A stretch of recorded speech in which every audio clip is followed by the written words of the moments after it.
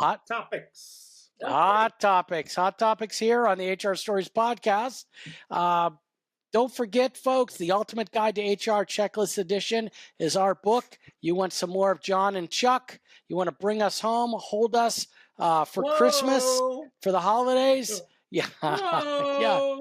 Then you want to have the Ultimate Guide to HR. I'm going to wheel over, John, if you want to talk a little bit, and I'm going to grab a copy of the book. Oh, fantastic. You know, I was on Amazon the other day, and I wanted to go check on our reviews of the book. You know, I needed a little, I needed a little pick-me-up. So we're looking at the reviews. All of our reviews, I think there's 24, 25 of them, something like that. Every one of our reviews are 5 stars. 5 stars. Yeah. And the more I talk to this, and I just did a presentation, Chuck. I had the opportunity. There's a organization here that supports entrepreneurs in their journey through entrepreneurship in the beginning and helping them out. And they asked me to come in and talk about hiring employees. And we used the book as a reference, and we went through it. And it always reminds me when I'm talking about the book, about the importance of it and how it works. It is really designed, and I think we did this on purpose. Now, we did this on purpose. It's designed that you can open it up and you can deal with many, many HR issues right away. Many. But for my HR professionals, been doing this for a long time, there are fantastic reminders, right? There are fantastic reminders of what we need to do and how we need to do it. It also gives you resources so you can take the deeper dive, like to back up, like, oh yeah, I need to hire, what are the questions I can ask? What are the questions I can't ask? Independent contractors, we have a lot of links in there for independent contractors. And so all of that stuff is just so important. And I always tell people this, I don't want you to read the book. I want you to use it, right? I want it to be earmarked. I want it to be written on. I want it to be coffee stained. I want it to be that way. And maybe we'll have a contest in 2026 to show people showed us their book, and we'll get the one that is in the worst condition. Yeah, I love it. Yes. I mean, people say they use it all the time. And but our episode today, John, we try and change it up a little bit. This time it's HR in the news. You and I pick a couple of news stories, a couple of things going on out there, and we talk about it.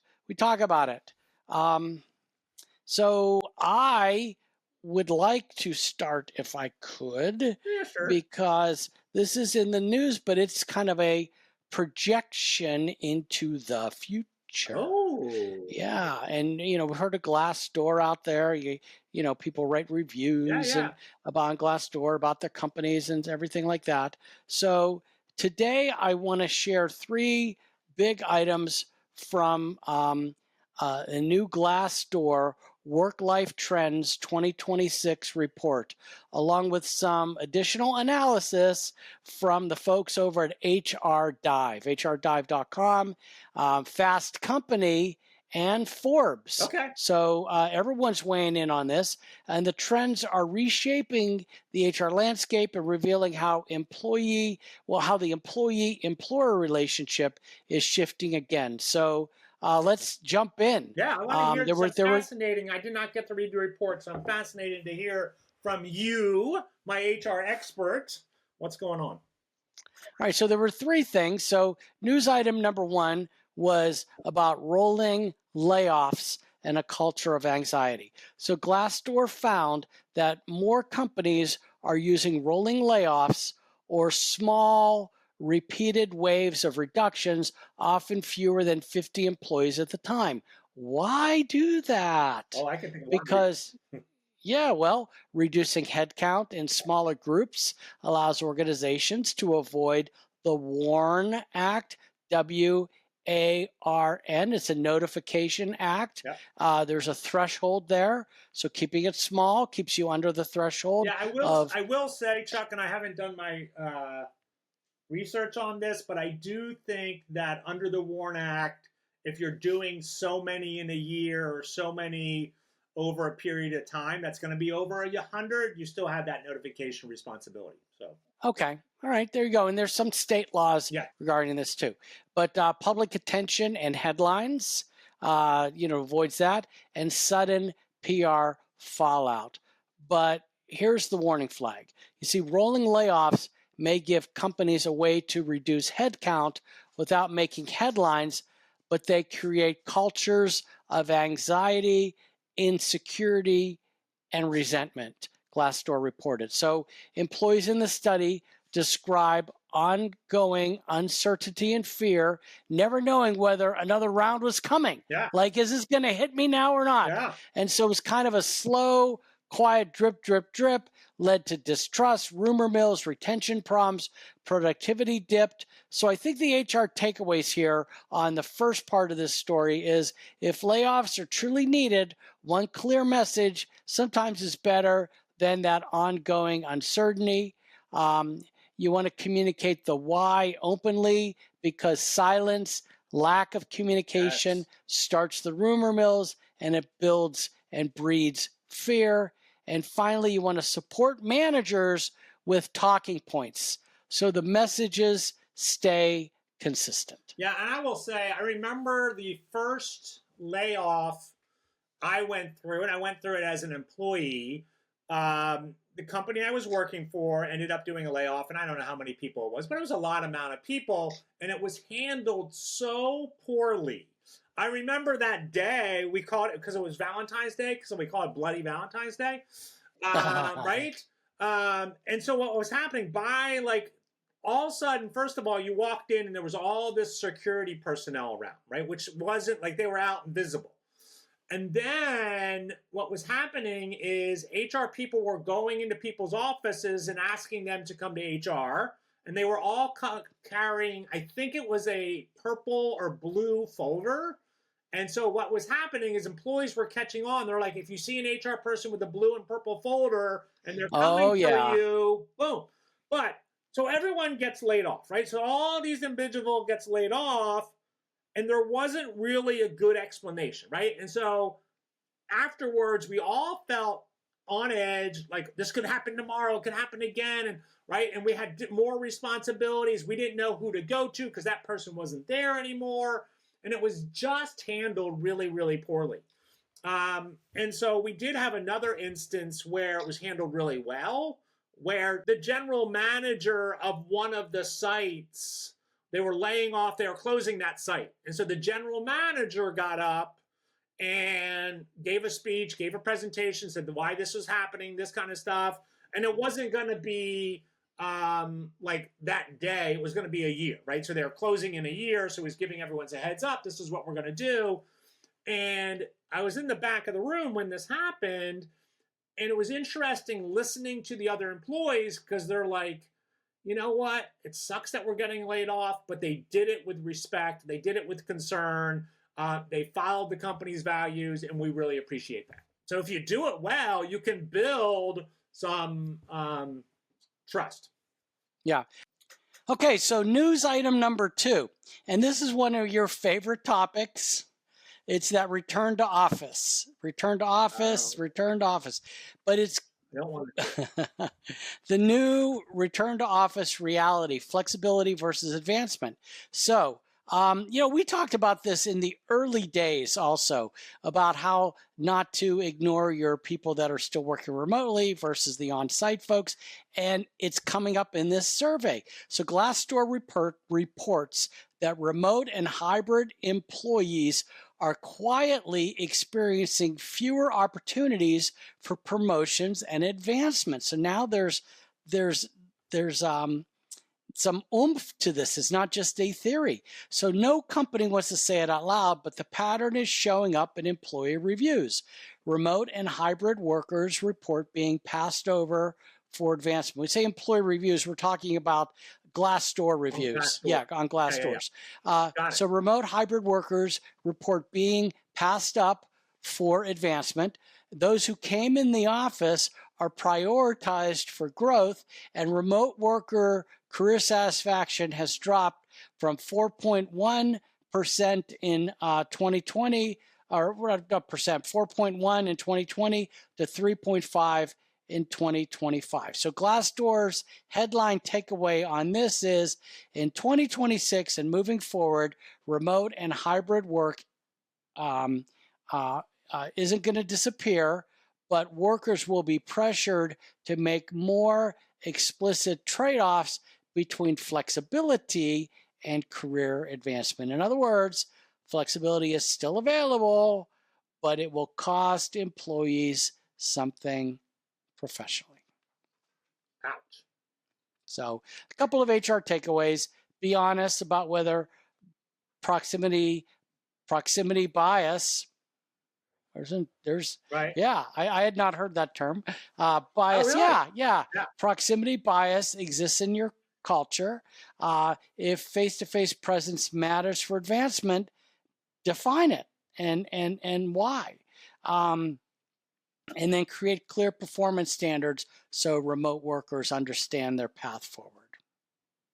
Yeah, and I think, again, right, it's up to managers and leaders to be aware of your remote workers versus the people in person, and your hybrid workers versus the people in person, and making sure that you are giving them the same growth opportunities across the board, right? And so kind of doing that.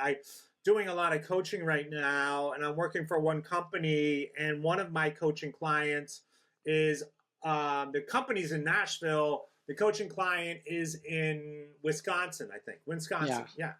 And so that's where she is. That's where she works, and that she does all the work. And but she's being promoted into the shareholder role. And so it's just one of those things, right? And so being aware of that is really important for an organization, and understanding proximity bias is really important. Proximity bias. Yeah, I had not heard that. Yeah. All right. News item number 3. So, and this is a tough one for any company or management team to really counteract directly. But there was a rising employee disconnect with the words in the employee reviews in Glassdoor, misaligned, distrust, hypocrisy. So an interesting piece here is Glassdoor data, that language that employees now use in their reviews.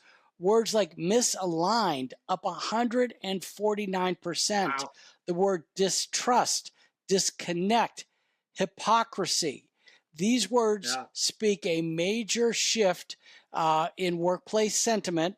The disconnect between leadership and employees is widening, and the data shows that employees increasingly feel they're on a different page than their executives. And there's a number of other insights from this Glassdoor analysis, but just a couple real quickly. Work-life balance ratings for remote workers remain high, but the gap is shrinking as that dissatisfaction rises. Employees say they're really unclear about expectations, especially around return to work and advancement, return to office, and layoff risk. And it reveals frustration with shifting priorities, unclear communication, and inconsistent messaging. Now, that is something companies can do and fix right away, is the communication and the messaging. But it takes time. It takes time to build that trust back. And some of the HR takeaways here, folks, that alignment matters. Employees want clarity. They want consistent communication, and that reduces distrust. And leaders should avoid mixed messages. Hey, we value flexibility while prioritizing on-site staff. Yeah, I think that's all good. I will say that I'm going to take all of that that last one with a little grain of salt, because they're going through the Glassdoor reviews, and typically we have two people that go to Glassdoor. We have the person that's really disgruntled. Yeah. And maybe that's somebody that really likes the company, or somebody's been urged by the company to go put something in there. And so I would take that with a little grain of salt, but I do think those are issues that you need to make sure that you're addressing. Again, alignment's really important, defining clear expectations, communicate, right? We all know those things are important, but again, doing surveys. Are we aligned? Are we defining our expectations? And make sure that the direct manager has training on these things. Yeah. Because that's what's going to matter. for sure. All right, you got a story, and then I want to talk about one of your favorite terms you came up with a couple of weeks ago, job hugging. But let's hear what you got. Job hugging. Yeah. So I was on HR Dive too, which is I know you had brought that up. And so there was an article about, and here's the title of it, and this was by Ginger Christ. I want to give her credit. This 5 week in 5 numbers, caregivers say balancing their dual responsibility hurts their career, right? And so I don't know if that's unexpected, but I do think I like having the numbers. And so here's what they say. 7.8%, the amount that salary increases for newly hired female workers in jurisdictions that ban employers from asking about pay history. Oh, interesting. Yeah, Yeah. and so I love this. I think asking, I remember, gosh, it was probably 5 years ago. I was listening to some talk show and they were interviewing, they were talking to people about interviews and how do you do the interviews. And they were talking about the pay history conversation. And my takeaway, and I think everyone's takeaway should be, you should try to not answer that question. It is none of their businesses. And as somebody that's high, I get why we do it, right? I get why organizations doing it because we don't want to give them more money than we have to, right? We want to know, oh, well, they were making $75,000. That means if I give them $80,000, they'll be great. When our budget has $100,000. I think what happens in these kind of cases is that we can get into equal pay concerns, equal pay rights concerns.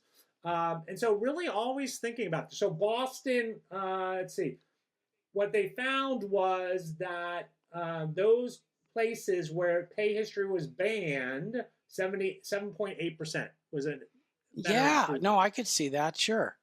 That's that. Let's see. So this is the next one. 9.6% is the percentage that healthcare costs increased or increases projected to rise in the United States in 2026. No.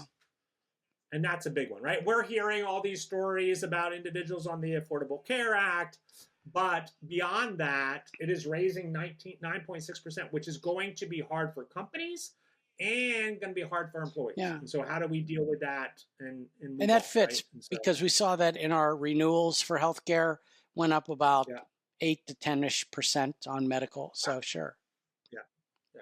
Yeah. 13 out of 100, the number of points lower. 13 out of 100, the number of points lower that the employees from disadvantaged social economic backgrounds report on workplace inclusion compared to their peers. So they're saying that it's going down, right? We're not feeling, so people from different social economic backgrounds are not feeling as connected to organization. Again, we have to make sure that people feel connected to the core of the organization. This is an interesting one. Okay, you ready for this? So the number is 34%. Wow, that's a big number. Okay, so 34%, but here is the stat. The share of dating app users, I'm going to say it again, dating app users who say they've turned to the apps for professional or career-related reasons in the last year. So 34% of people have turned to dating apps for professional or career-related reasons. I wonder what that means. I don't know. I was hoping you were going to tell me. Like, I haven't been on a dating app. I've never been on a dating app. So I don't know. Like, I would assume that you're looking for people and not, like, career advice. But maybe they're new. Yeah, I don't know.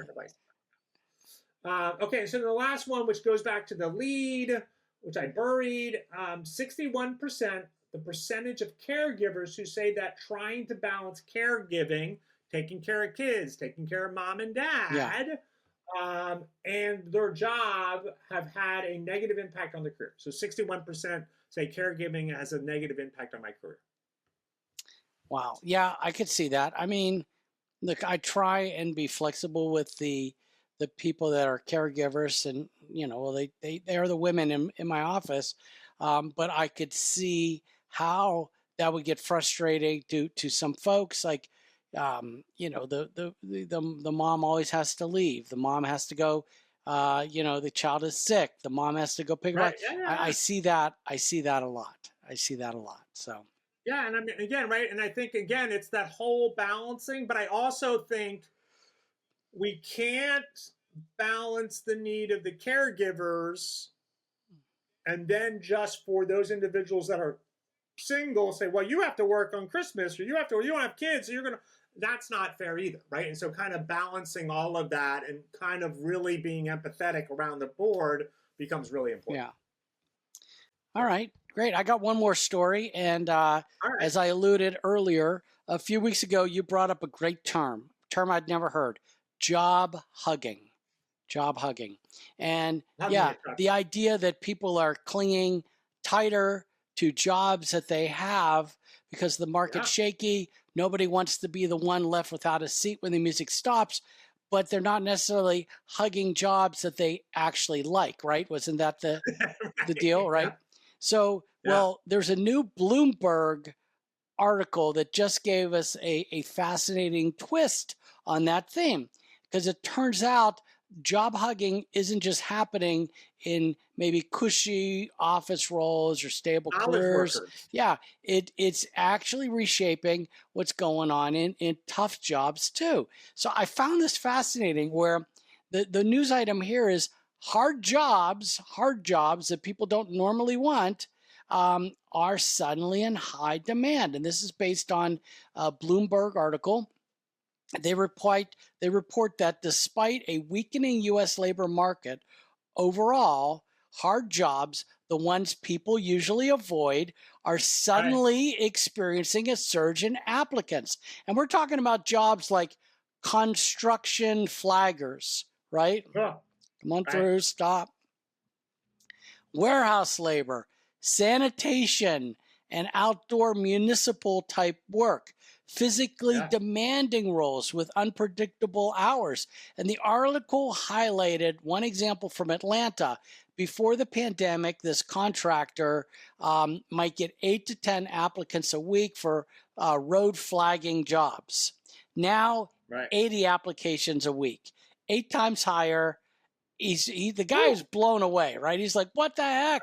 And so the thought is, why the spike? Because in a softer job market, people cling tighter to opportunities, which we're in right now. So they're going to cling tighter to opportunities, even the grueling ones, out of fear that any job is better than no job. And I did see an article right before we went on air that said, and there was, I can't remember the percentage, but it was a large percentage of workers are going to be taking second jobs so that they can afford and have a better Christmas. So yeah, that makes sense. But the other big shift here is lower turnover. Bloomberg found that in people that already have these jobs, the turnover is dropping, and that's a huge sign for HR. The hardest jobs are all of a sudden becoming stickier. It could mean a couple of things. Workers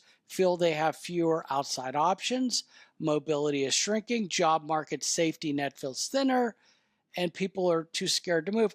But I also want to throw out there, because they were talking negative, but in my experience, people may be staying because you never know. In a tough job, in a tough company, a type of thing, maybe the benefits can be better. Maybe they've enhanced the benefits, so the benefits are good.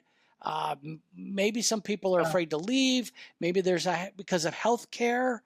That's it. That's the thing. So anyways, it goes along with what Glassdoor saw in their trends report, with rising words like distrust, misalignment, uncertainty. People may be just afraid.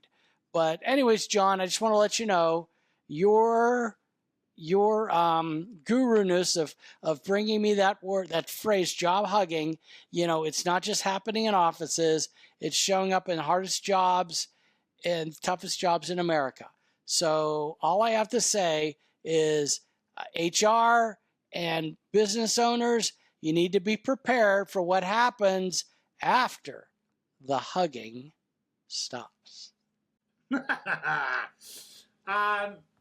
right. Well, Chuck, I know you and I talked about this, but it's I have to apologize. Uh-oh.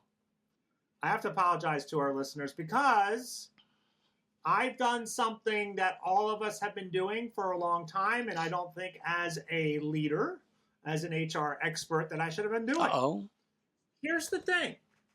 We've been treating the job market as a individual identity, right? Yeah. And it's not, right? And so I've been doing some research around this, and I realized, because there's been a lot of talk about the economy, right? And where the people that are making $125,000, $150,000, life is good, right? They're feeling good, they're feeling good, they're feeling great. Where people that are making less than that, they're concerned because prices are going up, inflation is going up, all of these negative aspects are dealing with their life. And I thought about it from the job market place, right? And so there's not a single job market, right? And so my advice to one company may not be the same advice to other companies. So I thought I would just take a moment and talk about the different types of markets that you may be living in, or what shapes those markets that you as an HR employer may be dealing with, or you as an employee that are trying to get jobs may be dealing with as well. Yeah, shoot. So, yeah, and so let's talk experience level. So experience level, right? Early career workers see a lot of openings, but the pay is low, right? So they're seeing openings, but the pay is low.